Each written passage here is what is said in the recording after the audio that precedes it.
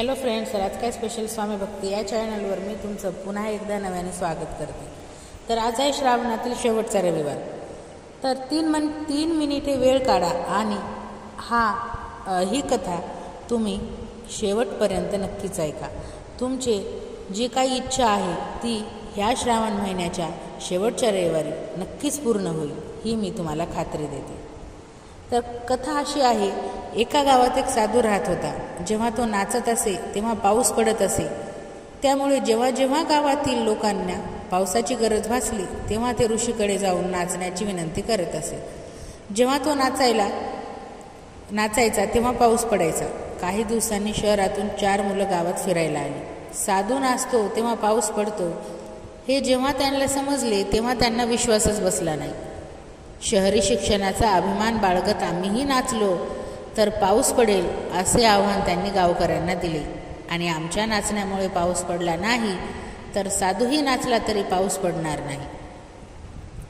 दुसऱ्या दिवशी पहाटेच गावकरी त्या 4 मुलांना घेऊन संन्यासीच्या झोपडीजवळ पोहोचले. ग्रामस्थांनी ऋषींना सर्व प्रकार सांगितला आणि मग ती मुलं नाचू लागली. पहिला मुलगा नाचू लागला. अर्धा तास गेला.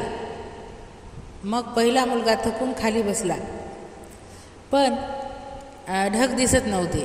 काही वेळाने दुसरा मुलगा नाचू लागला आणि तासभराने तोही थकून बसला. इतर 2 मुलांनीही तेच केलं, पण पाऊस पडला नाही. आता साधूची पाळी होती आणि मग तो नाचू लागला.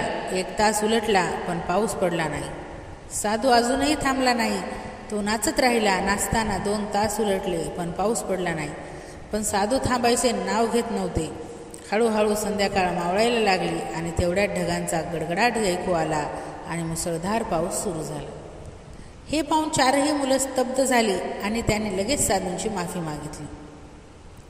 तेव्हा त्या 4 मुलांनी ऋषींना विचारले, बाबा, आमच्या नाचण्याने तर पाऊस पडला नाही आणि तुमच्या नाचण्याने पाऊस का पडला?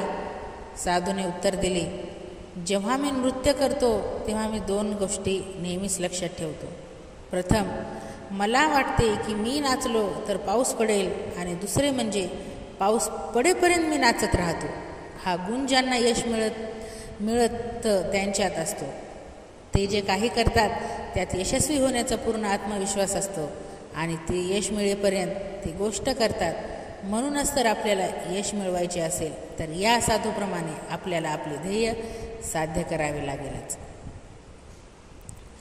तर मित्रांनो, तुम्हाला ही कथा कशी वाटली ते नक्कीच कमेंट बॉक्समध्ये मला सांगा. नवीन असाल तर चॅनलला नक्की सबस्क्राईब करा. तोपर्यंत भेटूया उद्याच्या व्हिडिओमध्ये नवीन विषय आणि नवीन व्हिडिओ घेऊन. तोपर्यंत बाय बाय. श्री स्वामी समर्थ.